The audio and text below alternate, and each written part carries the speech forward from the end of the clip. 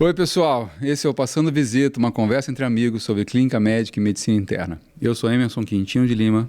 Eu sou Fábio Grado Dias. Eu, Ricardo Acaiaba. Bruno Cardoso. Ô, Bruno, obrigado pelo convite novamente na sua casa de cinema aqui, né? Na Ilha de Caras, aqui de Rio Preto. Tá certo? Cervejinha, tá certo? Pra quem vai assistir o nosso videocast, né, Fábio?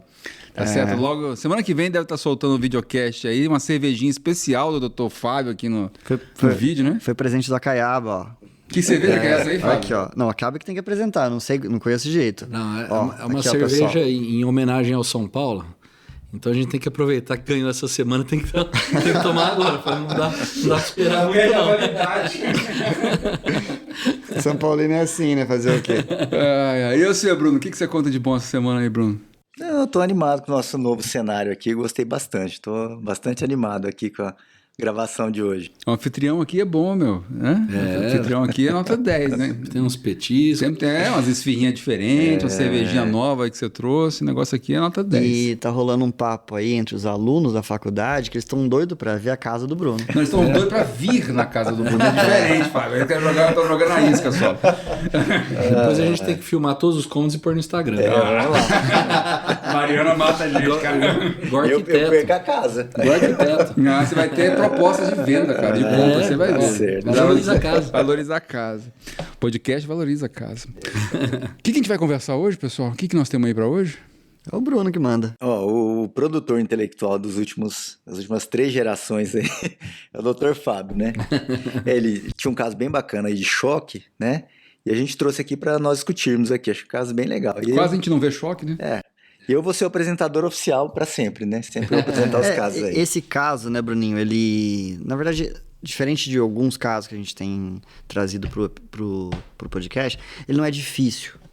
Eu acho que isso é bom, pra falar a verdade. Mas talvez ele é importante pra gente reforçar alguns assuntos que são muito prevalentes, o manejo. Esse é um caso em que a etiologia... Já que o Bruno já adiantou aqui a temática, né? A etiologia do caso ficou um pouco mais complicada e a gente vai poder esmiuçar aqui alguns aspectos clínicos, o ultrassom point of care. Beleza, vamos lá. Então vamos lá, vou começar com um caso aqui para vocês. É um paciente de gênero masculino, 65 anos, e ele não tinha endereço fixo, ele era morador de rua e ele é procedente de São José do Rio Preto. Como é que começa a história desse paciente? O paciente foi encontrado, né, em via pública, trazido pelo SAMU, e na região que ele habitava, né, os colegas lá, os moradores, costumavam transitar, né, e viam ele lá. Só que nesse dia que ele foi trazido para o hospital, as pessoas que conheciam o paciente falaram que ele estava confuso, estranho, esquisito. Isso foi o termo que eles usaram. Né? Um discurso incoerente, dificuldade para falar e aparentemente estava cansado. Né? A gente pode traduzir como um ataque pneu, mas ele apresentava-se cansado, dispineico. Sabe que isso aí, Bruno, esse é um negócio que a gente tem que tomar um certo cuidado. Né? Você começou a história dizendo que o paciente é um morador de rua. Né? Muitas dessas pessoas são estigmatizadas quando chegam na emergência. Esse cara aí bebeu um monte. Esse cara aí faz 3 dias que não come. Tá certo? Então fica ou já é psiquiátrico. Ou já é psiquiátrico. Esses rótulos que os pacientes acabam tomando na emergência. Ou então aquele paciente que vem com frequência, porque anemia falciforme, por exemplo, é um desses que acontece, né? Vem para tomar crise álgica, para tomar analgésico. Então, pacientes são rotulados, tá certo? Indevidamente. Então, tem que tomar um certo cuidado com esse tipo de paciente. Né? Às vezes, depende, né? Igual você falou, anemia falciforme tem um rótulo dependente de opioide, né? Então tem que tomar cuidado mesmo. Então, importante a informação dos conhecer, quem conhece o paciente ali, né? No caso não é família, mas conhece a informação de que está diferente. Não é o basal dele, né? Isso é fundamental, né? E a história é difícil, né? Porque o sujeito é morador de rua, sozinho, né? O colega que passa ali, que conhece. Geralmente é a ambulância que vai buscar, né? O SAMU, coisa assim, chamado, que colhe essa história. E vem essa história do SAMU, né? Porque o pessoal da rua lá não vai acompanhar ele para o hospital geralmente, né? O que eu acho interessante nesse caso, apesar de todos nós sabemos que a história é fundamental para qualquer raciocínio diagnóstico, muitas vezes nós temos problemas com a história, de colher a história de dados. Então, esses casos são casos bem desafiadores. Então, não existe história, né? Eu brinco aqui que é medicina veterinária, às vezes, né? Então, o paciente não fala, né? Não conta. Tá confuso, E aí, Bruno, o que tinha, então?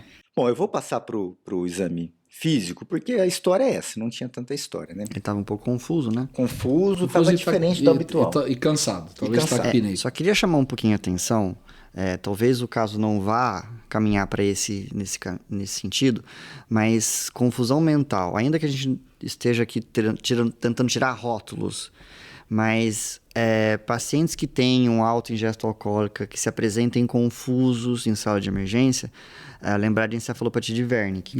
A gente nem sabe se esse paciente no exame físico, porque assim, no exame físico, uma coisa que chama atenção é nistagmo e marcha. E às vezes a gente não vê marcha.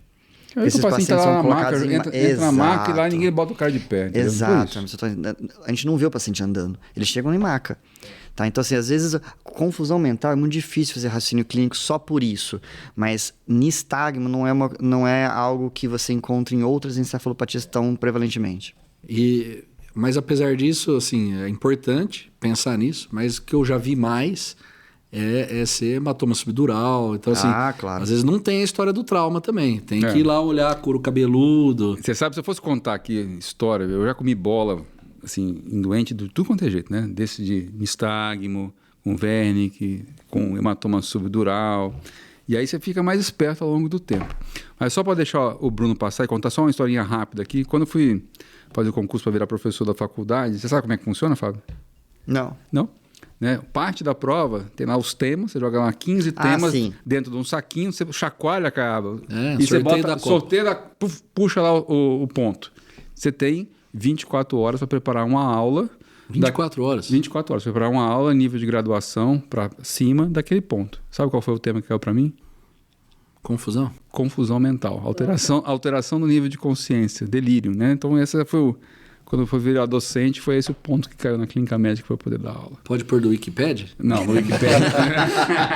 Então você tem 24 horas para preparar uma aula. Bruno, conta aí do paciente, vamos lá. Vamos lá, sinais vitais da chegada ao hospital. O paciente estava com a temperatura de 36,7, pressão de 95 por 50 milímetros de mercúrio, uma frequência cardíaca de 120 batimentos por minuto.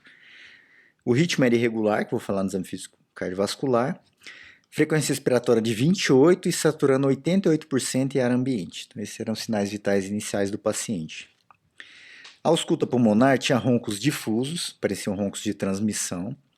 Cardiovascular, os pulsos eram presentes e simétricos, o ritmo era irregular e ele tinha, pelo exame de quem auscultou, presença de B3. Aqui está descrito no cardiovascular, mas a gente pode colocar também no exame físico geral, um tempo de enchimento capilar de 5 segundos. Depois o Fabinho vai comentar isso aqui. O abdômen dele era plano, não tinha dor à palpação e não foram palpadas ou não houve presença, para quem examinou, de visceromegalia. Neurológico, não tinha déficits sensitivos ou motores. Foram testados sinais de agitação meníngea que foram negativos. Ele tinha abertura ocular aos estímulos dolorosos, localizava dor e as pupilas eram isofotoreagentes. Reflexos tendinosos lentificados e foi feita uma glicemia capilar de 88. Extremidades, edema maleolar moderado à esquerda, presença de placa eritêmato infiltrativa e dolorosa no mesmo membro, com bordas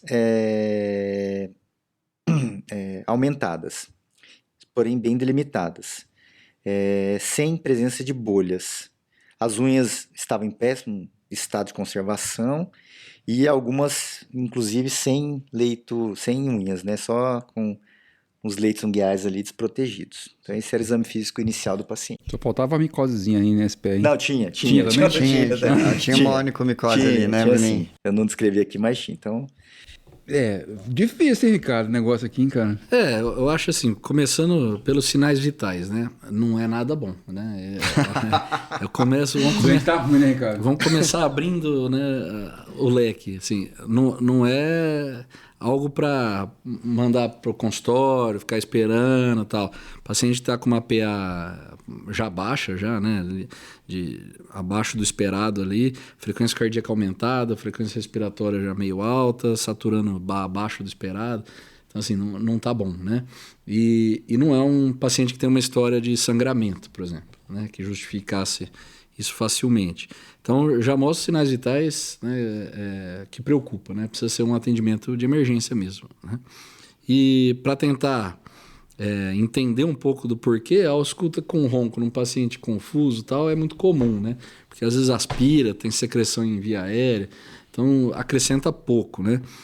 O que me chama a atenção é esse ritmo irregular, né? Que pode ser uma FA, alguma coisa assim, e com B3, né? B3, o Fabinho sempre dava na aula falando que B3 é igual a insuficiência cardíaca. Sempre. Falava isso. Não é assim não, hein?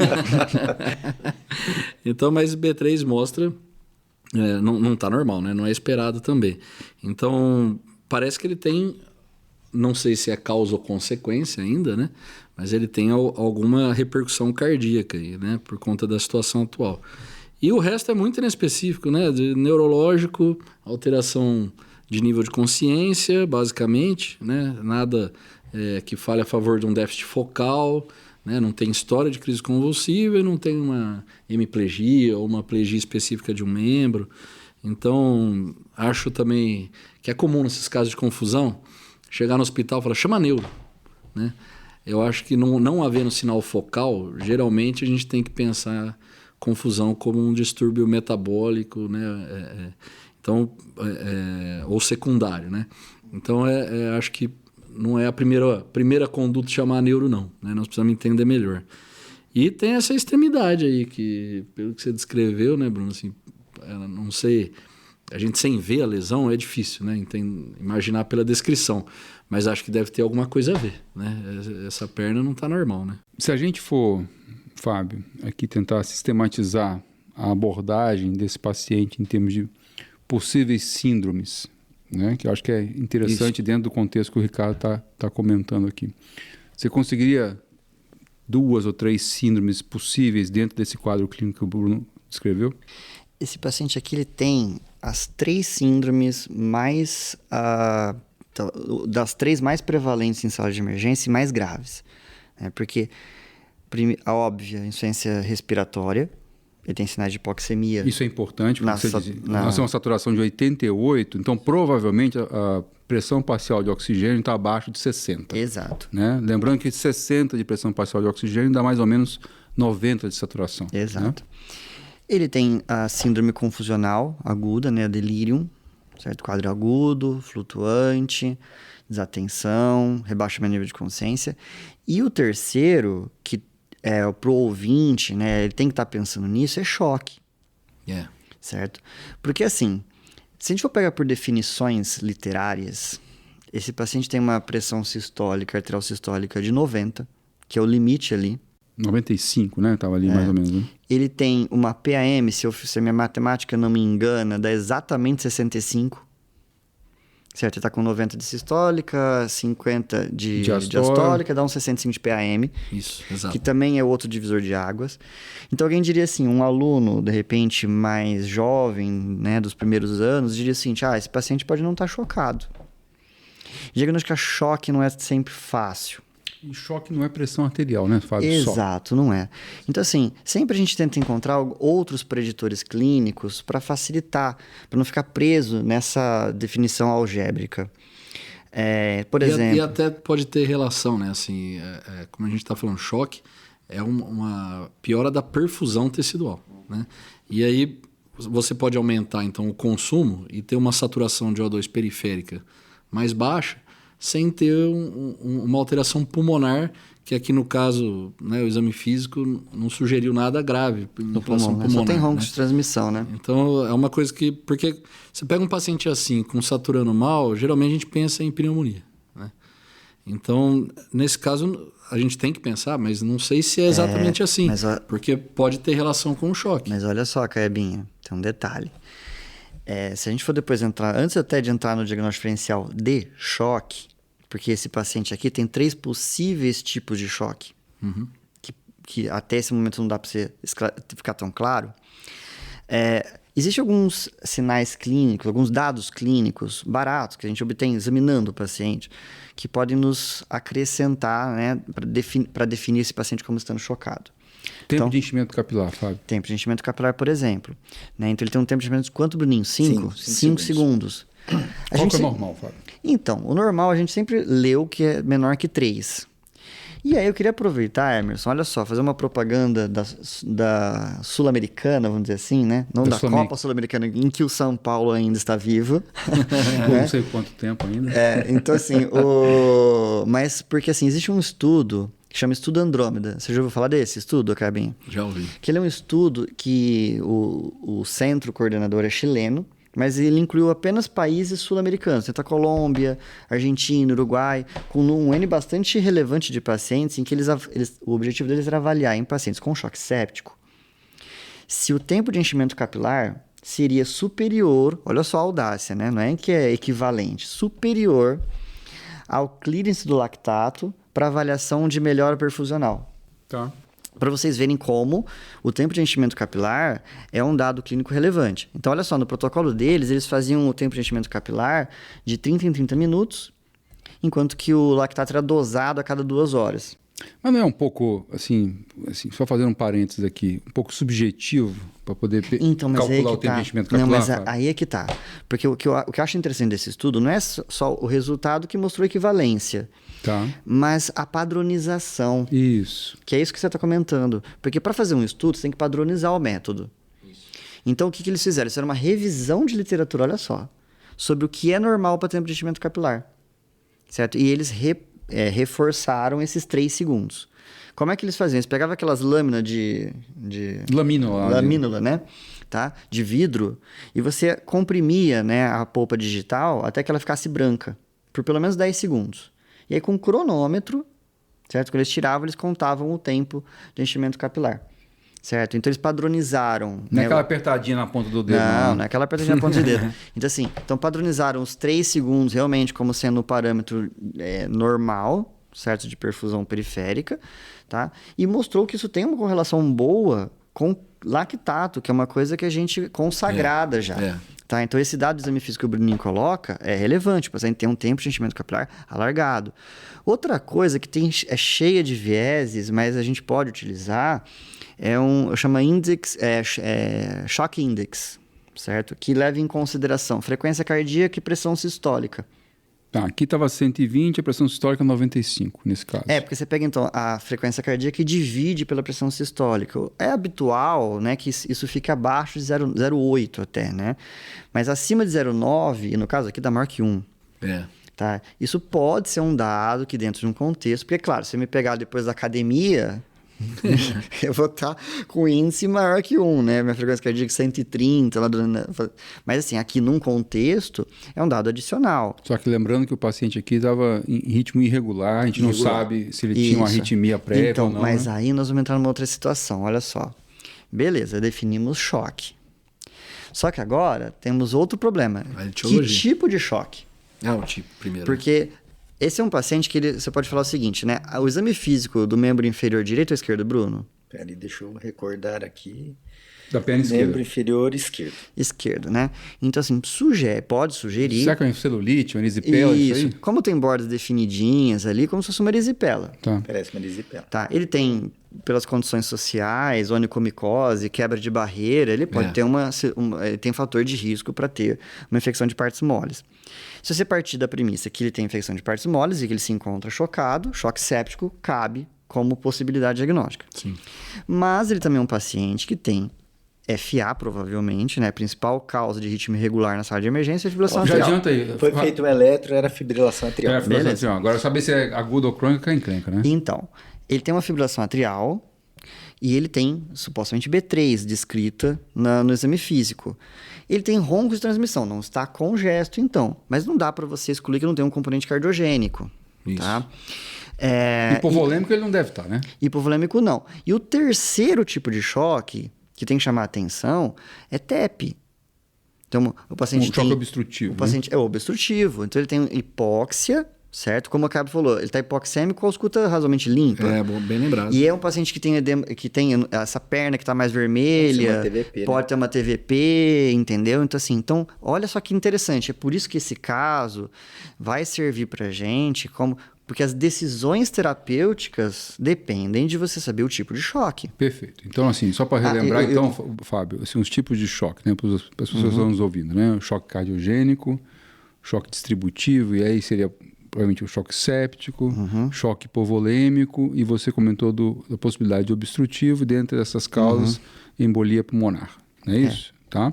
Só para revisar aqui o que a gente estava comentando. E você comentou um negócio interessante, Emerson, que é o seguinte: um cardiogênico, a gente inclui como cardiogênico as taquiarritmias instáveis e as bradi também instáveis. Né? Assim.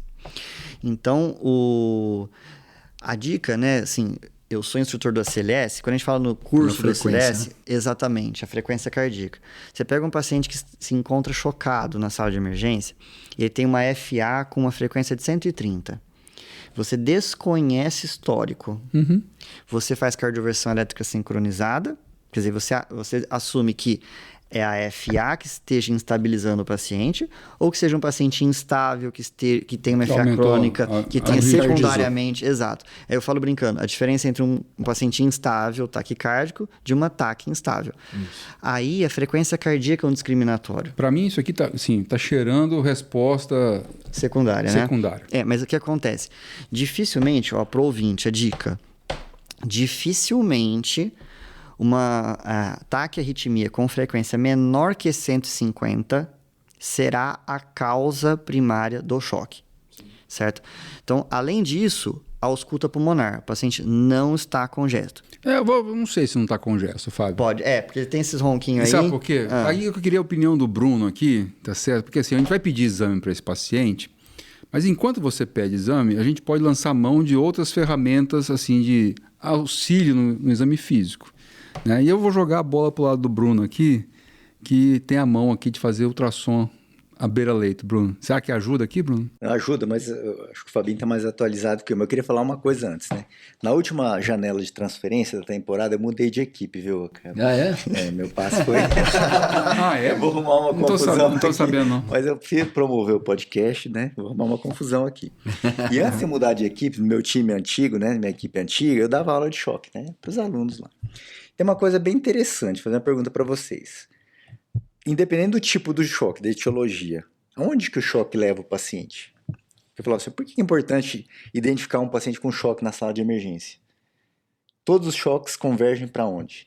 Disfunção de órgãos e... Tá parada. Disfunção orgânica, depois ele para, né? Então, eu falo, todos os caminhos levam a Roma, todos os caminhos levam ao choque, né? Então, isso é interessante porque célula sofre, tecido sofre, faz função orgânica. Quanto mais funções orgânicas, maior a chance do paciente morrer, né? Então, é interessante. Sei que o Fábio falou das etiologias, mas um primeiro momento eu tenho que identificar o choque e já tentar restabelecer a perfusão, né? Sim. Agora falando, né? Eu vou dar um palpite aqui, mas o Fabinho está mais atualizado que eu nessa parte de ultrassom. Quando nós nos formamos, né? Não existia ultrassom. É uma coisa relativamente nova. Se bem que nós já estamos um pouco velhos. À beira-leito, né? À beira-leito. Perfeito. Só que nós pegamos a transição. Então a gente pegou a transição de começar a passar acesso central com ultrassom. E aí vieram as outras coisas, né? Ver pulmão, água pulmonar extravascular. A gente fazia um ultrassom beira-leito cardíaco para ver contratilidade, derrame pericárdico. E ultrassom para a gente ver status volêmico, né? Isso, assim, é uma coisa, não é vamos falar, a vedete, a última moda, mas é uma moda... Ajuda, viu? Ajuda muito. Então, o que dá pra gente fazer? Só para vocês terem uma ideia, que tanto isso aqui é importante, a gente faz no dia de hoje, a gente tem acesso, né? Hoje à tarde, a gente estava lá na enfermaria, né? A gente aula da Liga Léo Flavinho, e umas 3 da tarde, as meninas da enfermaria me chamaram, falaram, tem um paciente aqui com QRS de baixa voltagem, ele tá com dor no peito, e ele tá hipotenso. Aí, o que a gente fez? Falou, pega o ultrassom que nós vamos descer para ver o paciente. O Fabinho sabe quem que era. Vou falar, começa com a letra C, o nome dele. Um paciente da pancreatite crônica. E aí, o que aconteceu? Né? A gente desceu e falou, tem que descartar que ele não tem um derrame pericárdico, porque ele não está tamponando, porque isso aí é extrema urgência. Nós passamos o ultrassom, fizemos ultrassom beira-leito, né, com o transdutor adequado. O que ajudou a gente esse ultrassom rápido ali? Contratilidade boa. Ele parecia hipercinético, a contratilidade, né, a frequência aumentada, não tinha derrame pericárdico, as câmaras cardíacas estavam do mesmo tamanho, então o que a gente descartou só com esse ultrassom? Não parecia ser choque cardiogênico, né, não estava tamponando e não parecia um paciente com TEP agudo com choque, né, então eu estou falando que isso é prático, isso aconteceu hoje à tarde, nós fizemos isso hoje à tarde, né. O ultrassom acho que é uma tendência para todas as áreas. Né? Você sabe que assim, estou meio empolgado com o ultrassom, estou aprendendo a utilizar em algumas situações e até no consultório. Então eu comprei um ultrassom point of care para mim, tá certo? E eu passo no consultório para poder, assim, para ver o tamanho do rim, tá certo? Ver se tem obstrução, tá certo? Ver se tem hidronefrose. Então já me tirou de algumas encrencas assim no consultório e no hospital. Tá certo? E nesse caso em particular, eu acho que vale a pena a gente passar um ultrassom nesse pulmão, tá certo? Para ver se tem linha B, Fábio. Então, aí é legal, é o seguinte... E a gente fazer um protocolinho que existe lá, né, Fábio? E acaba, né? Então, que existe um protocolo que chama protocolo RUSH. Isso. Explica, você lembra de cabeça, Fábio? É RUSH. Então, é Rapid Ultrassom, o S de ultrassom, né? Então, adaptado para ficar rush, rápido, né? Então, assim, o correr, né, na verdade, né? Porque eles colocaram fast, né? Então, de rápido, ultrassom, cirúrgico, né? choque e hipovolemia, né? Então, na verdade, o que ele faz, esse protocolo RUSH? Você avalia o coração, você faz 1 ou 2 janelas, a de 4 câmaras, porque você consegue ver o quê? Minha esposa, como ecocardiografista, ela fala que a gente nunca vai ser bom para avaliar a contratilidade. E nem isso é o mais importante. É só para ter uma noção ali, se está batendo. Você consegue ver 2 coisas que o Bruno já falou aqui. Derrame pericárdico, certo? Como uma das causas para um cardiogênico. E comparar o diâmetro do ventrículo direito com o ventrículo esquerdo. Beleza, acho que isso é importante. Porque isso é fácil de ver. Você não precisa ser muito especialista. Porque o ventrículo esquerdo tem que ser maior que o direito. Então, se você encontrar um ventrículo direito maior que o esquerdo... Meio fechadão, né? Você tem que pensar o quê? Em TEP. Tá? Então, nesse caso, por exemplo, ia ajudar. Exato. Então, primeira parte do protocolo é coração. Tá? Então, 4 câmaras, avaliar derrame pericárdico e a comparação do ventrículo direito e esquerdo. Eu vou falar para você que é fácil fazer isso, tá? Isso, até um burro velho que nem eu aprende, tá? Eu aprendi, tá? Essa parte é fácil. É treinamento. Tá? Treinamento. A segunda parte dele seria justamente pulmão, a cava, desculpa. Tá? A segunda é a cava. Então, a gente vai olhar o diâmetro da cava. Só é importante lembrar que essa avaliação de diâmetro de cava tem que ser feita com o paciente extubado. Isso, para ver se a cava está cheinha, se ela dá uma colabadinha, né, Fábio? Isso, então você vai comparar o estático e o dinâmico, principalmente, certo? E o tamanho ali discriminatório é 2 centímetros.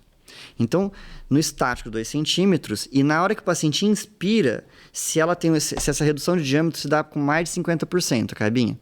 Porque se tiver uma cava com menos de 2 centímetros e que ela contrai mais de 50%, falta volume. Então isso fala um pouco a favor de um choque com um aspecto mais hipovolêmico. E é relativamente fácil, você bota o transdutor ali na região subxifoide, tá certo? Dá uma viradinha para a esquerda ali, pega o resto. Você acha o átrio direito, você vai na cava. Você vai na cava, entendeu? Certo. O terceiro que eu acho que é mais complicado para a gente clínico é abdômen. Seria como se fosse um FAST, né? Para você ver se há líquidos intracavitários. Cara, aí você bota o transdutor... Tem os locais específicos. Tem o MOR, você vê líquido livre. Né? Líquido livre ali perto do fígado, do rim. Isso. Dá uma checadinha ali na pelve, tá certo? Aí você fechou. E o quarto, né? Então as 4 perninhas do protocolo RUSH, é você avaliar o pulmão, atrás de encontrar linhas B. Certo? Então, mais de 3 por campo, há um aspecto de congestão. Então, veja, olha só que interessante com ultrassom, como o Emerson está comentando. Eu vejo algumas etiologias de cardiogênico na janela de coração. Eu comparo o tamanho dos ventrículos, pensando se TEP. Porque um TEP, para dar choque, a repercussão em VD é significativa, certo? Eu vejo a cava, que eu tenho um parâmetro adicional de volemia. Ajuda bastante. Ajuda, né? Na composição do raciocínio. Sim. E no pulmão, para ver se há sinais de congestão. Veja, então um choque como esse, desse paciente, ainda que todos aqui talvez estejam pensando que provavelmente seja séptico, tá? Mas se nós fizermos ultrassom point of care, o Bruno nos der esse protocolo RUSH feito, a gente fecha. E é bom documentar isso no prontuário médico, se tiver acesso ao ultrassom point of care. Porque geralmente não vai ter laudo, né? Não usamos laudo médico. Você deixa lá. Qual foi a impressão que o sujeito teve, né? É importante que é uma complementação do nosso exame físico, assim, né? Não é um exame que a gente está preocupado com o laudo, né? Mas aí é importante sempre lembrar que o ultrassom é operador dependente. Então, tudo que o Fabinho falou aqui, se der na minha mão, não acho nada disso, porque eu nunca treinei isso, né? Então, tem que ser um operador que tem experiência para ver isso, né? Porque senão não é difícil treinar, né? mas tem que estar treinado. Senão vai ver um monte de coisa lá. Quando começaram a usar ultrassom para passar acesso venoso central, lá no hospital, eu não fiz treinamento nenhum. E aí chegaram com um ultrassom lá e falaram, agora tem que usar. Eu falei, não, vai dar tudo errado. Vou continuar sem ultrassom. Né? Porque eu passava sem ultrassom fazia anos, aí de repente vou tentar fazer com ultrassom, vai contaminar, vai dar tudo errado. Né? Então depende realmente de um treinamento. Mas hoje em dia a gente tem acesso a esses treinamentos, né? Tem cursos por aí no Brasil todo. Tem aqui em Rio Preto, tem. Inclusive, tem. E está cada vez expandindo. Assim, eu estou falando para o ouvinte e pensando assim, conforme a área que ele pretender seguir. Por exemplo, acompanha a dermato. Tem reumato, por exemplo, que a sua área de atuação é super importante. Já há alguns anos tem feito para a parte de artrite mesmo, para avaliar sinovite, agora entesite, cada vez mais. E na dermato, você fala dermato, você olha e vê, né? Mas na dermato estão cada vez estudando mais ultrassom, porque às vezes você pega uma lesão que você está em dúvida se está ativa ou não, está um pouco hipocrômica, parece que já é uma lesão mais crônica e tal, você põe um Doppler na pele e você vê se o Doppler realçar muito, sugere uma lesão mais ativa. Então, e para várias doenças, estou falando aqui bem por cima, né? Então, a dermato, por exemplo, também está entrando nesse campo. Então, eu acho que todo mundo vai ter oportunidade no futuro aí de ter benefício com ultrassom, né? Então, vou dar uma notícia boa para vocês. Esse paciente foi levado para um local que tinha ultrassom disponível e o atendimento foi feito por uma pessoa que tinha a técnica, que sabia a técnica. Eu vou dar os dados aí para vocês raciocinarem, ó. Coração, aparentemente contratilidade preservada, diâmetro do VD menor que o do VE, que é o esperado. Perfeito. Né? Então, para TEP a gente não pensa tanto. VA cava com diâmetro de aproximadamente 2 centímetros e discreta contração e expiração, menos de 50%, como o Fábio falou. Abdômen, ausência de líquido livre intracavitário e, na parte pulmonar, ausências de linha B ou sinais de consolidação. Ajudou, Fábio? Ajudou. Ajudou em quê? Então, porque assim, agora, com esses dados, o fator distributivo parece mais importante. Não parece congesto. Certo? Não tem congestão. O TEP, por exemplo... Hipovolêmico também não? Também não parece.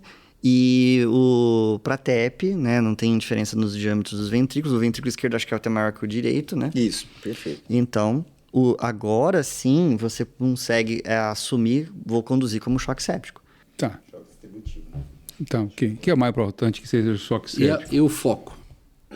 Então, agora, porque a gente tem então ali o foco cutâneo. A princípio cutâneo, né? Nós não temos ainda nenhum exame laboratorial, mas aí ficou entre cutâneo, talvez urinário, paciente poucas informações, pulmonar menos provável e talvez sistema nervoso central pelo quadro confusional, né?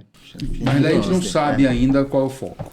Mas enquanto a gente não sabe cutâneo, o foco, assim, Bruno, é importante, você que é o cara que dá aula de sepsis e bate na cabeça dos alunos lá toda hora martelando isso aí.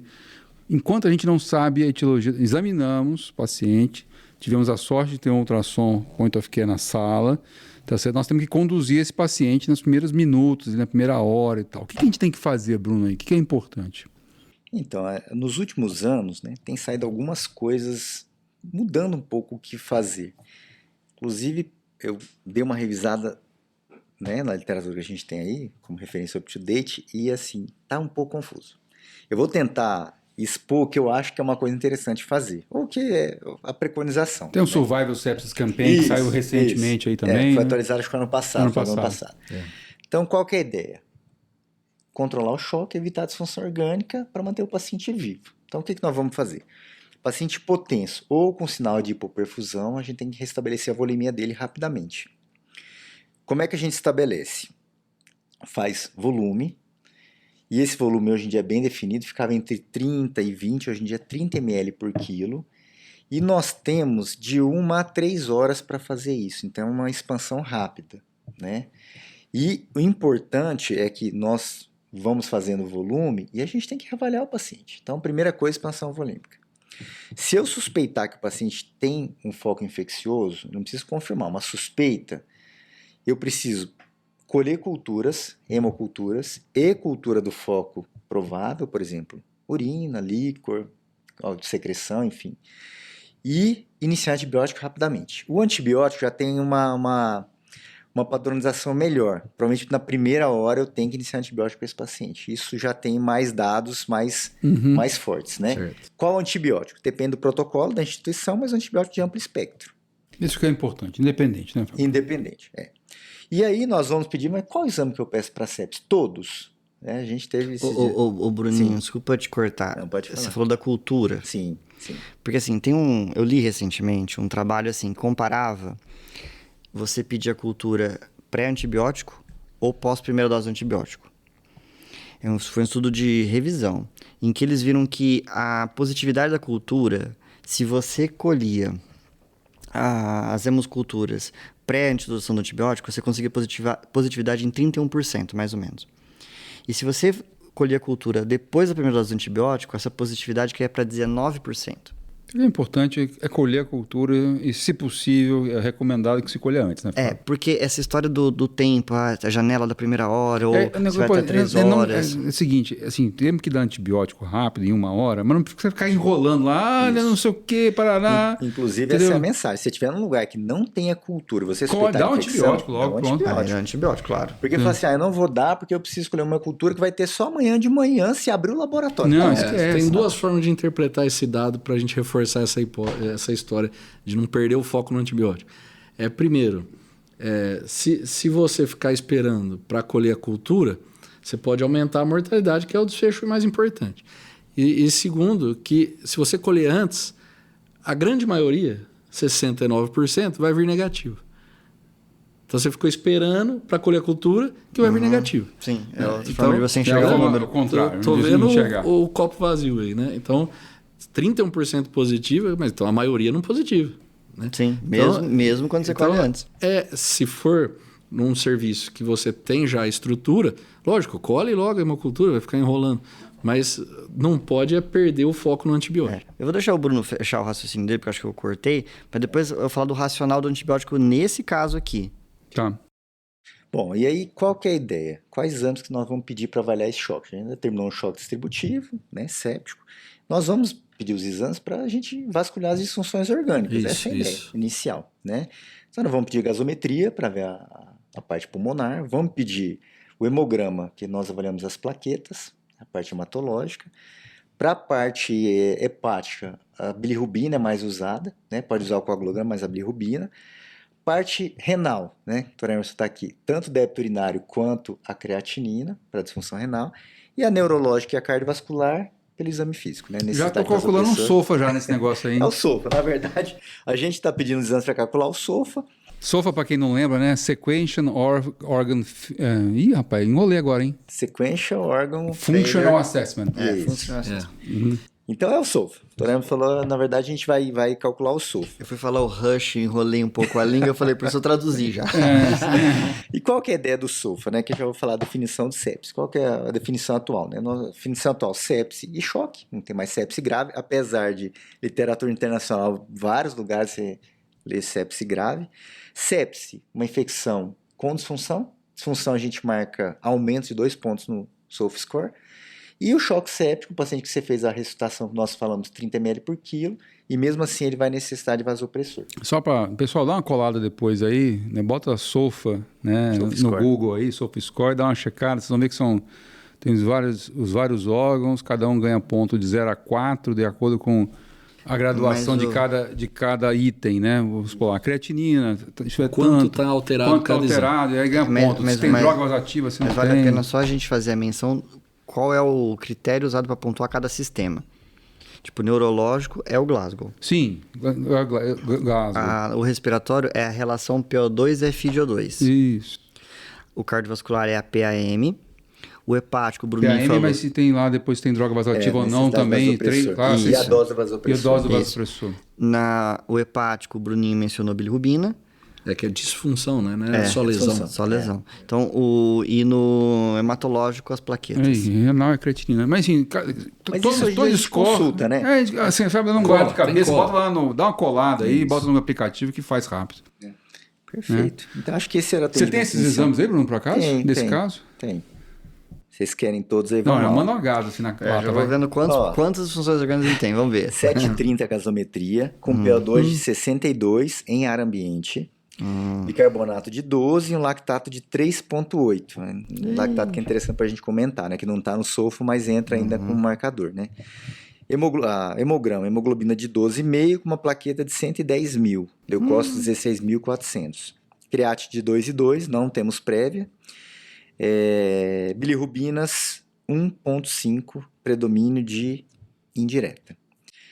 Ele estava com Glasgow, se não me engano, deixa eu só voltar com o exame físico dele. Acho que Glasgow era 11. Acho que dava um 11 e 12, eu acho que eu fiz as contas aqui. Foi isso. Ele pontuou em todos. Em todos. Ele gabaritou. Então, sempre ele tem. Infecção com função orgânica. Perfeito. E tem hipoperfusão tecidual que dá para ver pelo lactato, provavelmente. Lactato. Não, ele tem... Isso é interessante. Bilirrubina alterada, plaqueta baixa. A relação dele péssima, né? Porque 60 e pouco de PO2 no ar ambiente, dividido por 0,21. O nosso matemático do grupo é o Bruno. Nem vou fazer essa conta, que eu vou me embolar. Mas aí que eu vou fazer aqui. Então, assim, a PM limítrofe, né, ali, o neurológico ele perdendo também no Glasgow. Enquanto o Bruno faz a conta, só que ele fala um negocinho do lactato. Que a gente fala assim, né, que tem a acidose lática tipo A e B, né? A por metabolismo anaeróbico, a B por déficit de metabolização hepática. Mas eu estava lendo um negócio interessante de lactato, já que o Bruno também vai falar sobre a necessidade do lactato para definir o choque séptico. Tem gente já achando que a hiperlactoanemia no paciente séptico não se deva fundamentalmente apenas condicionada por déficit perfusional. O próprio aumento do tônus simpático... As catecolaminas, elas aumentam. Certo? Já aumentam a produção de lactato e já diminuem a metabolização hepática dele. Então, olha só, o lactato talvez pudesse antecipar o déficit perfusional. A gente sempre achou que ele fosse consequência.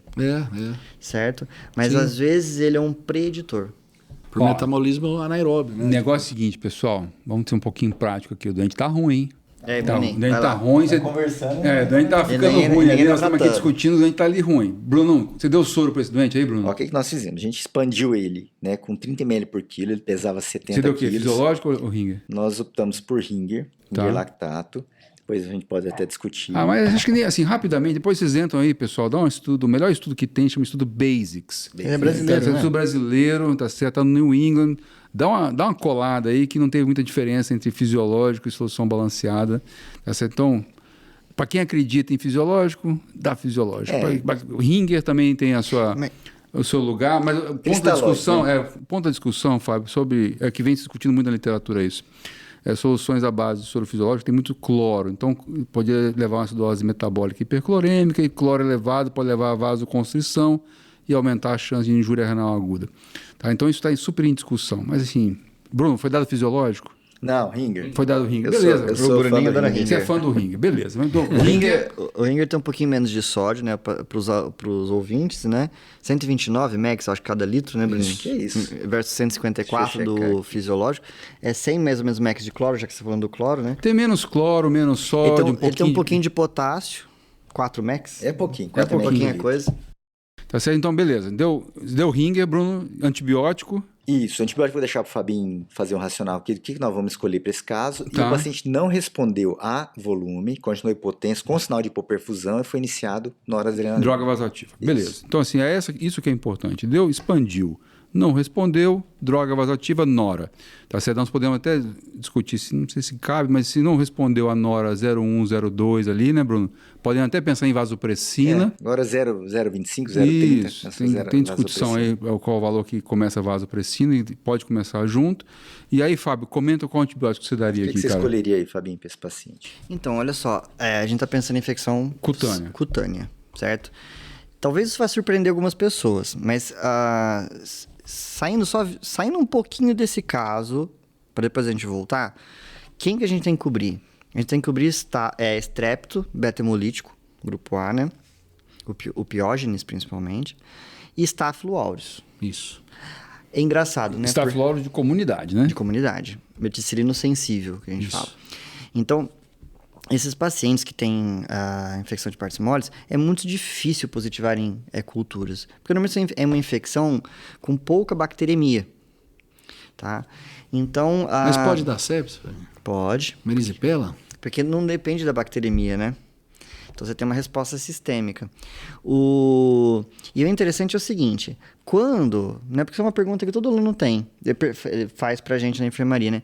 Quando a gente interna, né, um paciente que tem infecção de partes moles, por que eu não posso dar antibiótico para casa? Bom, nesse caso, nem pensar, né? Nem pensar. Esse é o extremo, né? Esse aqui é o extremo. Esse não mas eu digo assim, mas chamar a atenção, por exemplo, claro, os pacientes imunossuprimidos, os pacientes que, por questões sociais ou intolerância, não possam fazer uso de antibiótico oral. Que seria o caso desse paciente, inclusive, também. Tá? Os pacientes, óbvio, com qualquer sinal de disfunção orgânica, né? Ou mesmo que apresente algum grau de toxemia. E aí eu chamo a atenção febre, porque como são infecções com pouca bacteremia e com menor propensão a ter citocina inflamatória na corrente sanguínea, diferente de uma pielonefrite, de uma pneumonia, então não é tão esperado febre. Dor, que é uma coisa do exame físico, porque você pode já pensar em algo mais profundo, pegando plano muscular, uma fascite necrotizante, por exemplo. Tá? E drenagem de secreção, certo? E a extensão do eritema, rápido, né? Então, assim, aquele tema que... Às vezes, quando eu era aluno, mandava pegar uma canetinha Bic, fazer o desenho e dar circundada. Volta daqui a algumas horas e dá uma olhada lá se o negócio não aumentou. Então, porque assim, se dobrar de tamanho em menos de 24 horas, também é um preditor para você ter que internar esse paciente. E a própria área de extensão, se ele se estende acima do joelho, certo? Então, esses são critérios para a gente internar. Só que é o seguinte, quando você interna, você falou do estáfilo meticilino sensível.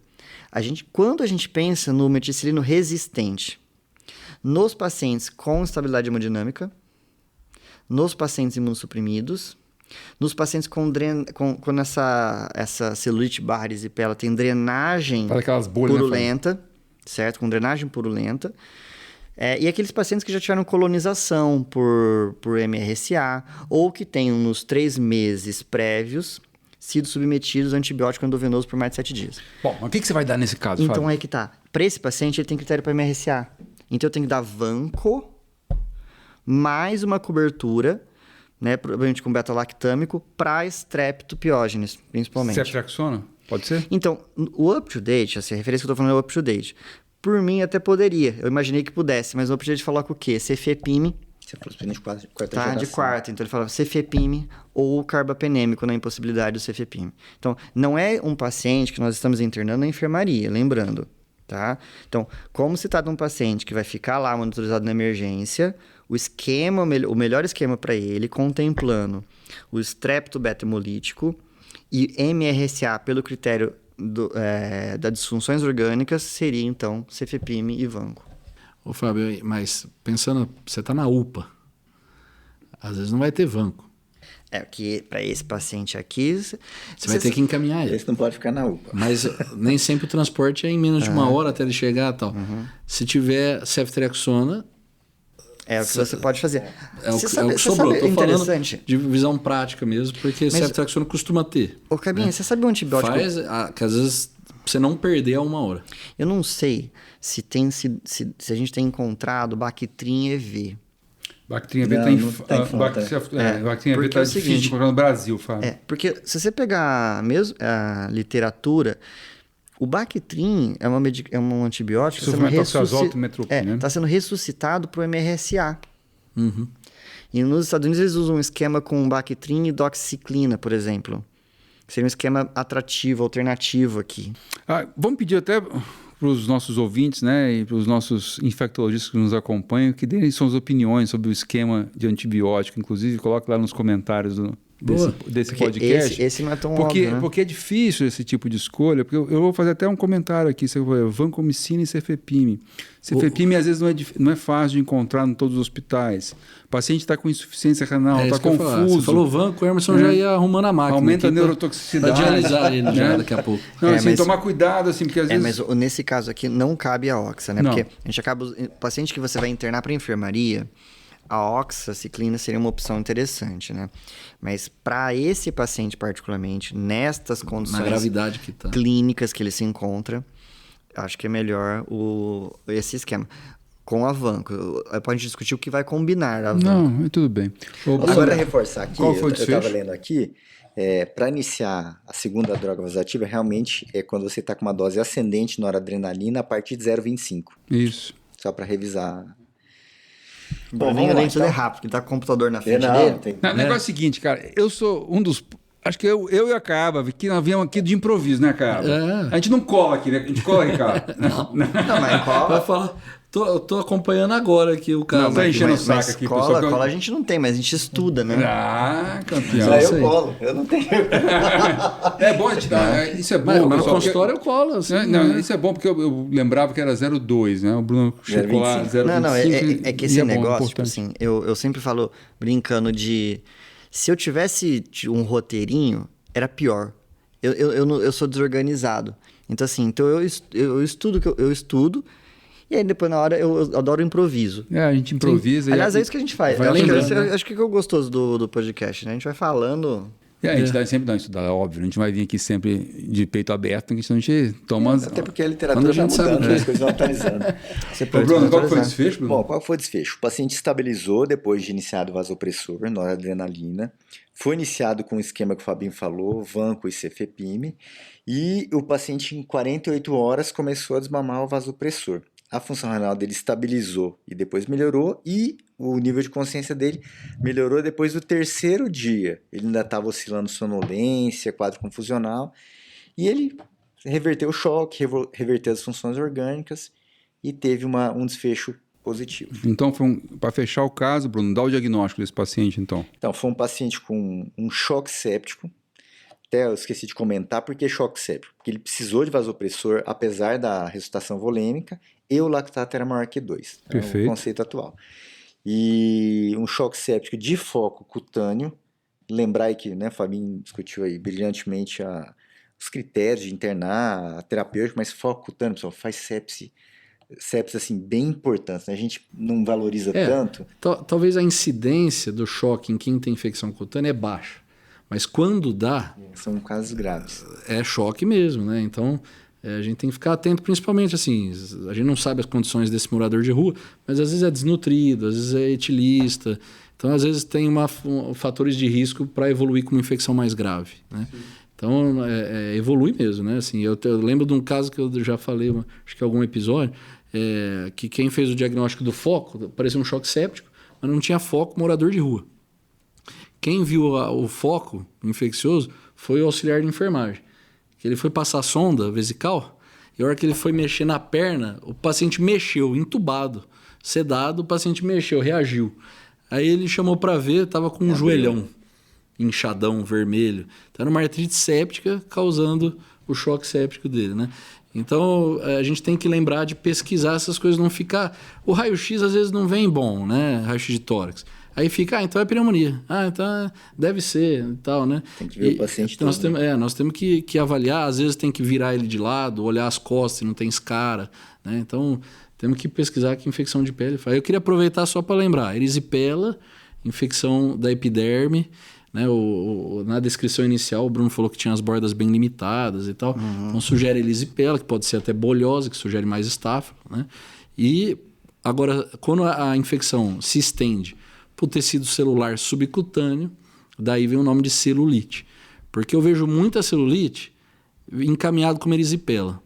Não muda muito, né? Assim, a etiologia, geralmente, a gente pensa na mesma e tal, mas acho que tem que dar o nome certo, assim, porque é simples, né, de diferenciar. Kevin, já que você comentou, a gente tá no finalmente aqui, o Bruno já falou o desfecho do caso, queria chamar a atenção do ouvinte que existe que erisipela ou celulite dificilmente se dá simultaneamente nos dois membros. Ah, sim. E quantas vezes a gente não vê em enfermaria paciente com os dois membros hiperemiados? Aí a pessoa, tá com... Erisipela bilateral. Erisipela bilateral. Falei assim... Erisipela. Mas como assim, né? Foi uma perna para outra, né? Então, assim, existem alguns diagnósticos diferenciais não infecciosos de erisipela, que às vezes são tratados como erisipela. Porque às vezes o paciente não tem febre, não tem leucocitose. Dá com insuficiência venosa crônica, muitas vezes, né? Insuficiência venosa pode dar um eritema. Isso. Que eu peço desculpa para quem é dermato, eu esqueci o nome disso. Mas não, tem um nome. Tem uma dermatite de estase que chama até. Mas tem um outro nome que eu já ouvi eles, quando eu acompanho lá a dermato, já ouvi eles falando, eu não lembro exatamente. Não é dermatite ocre, não. Não, a dermatite ocre é mais uma sequela. Sequela.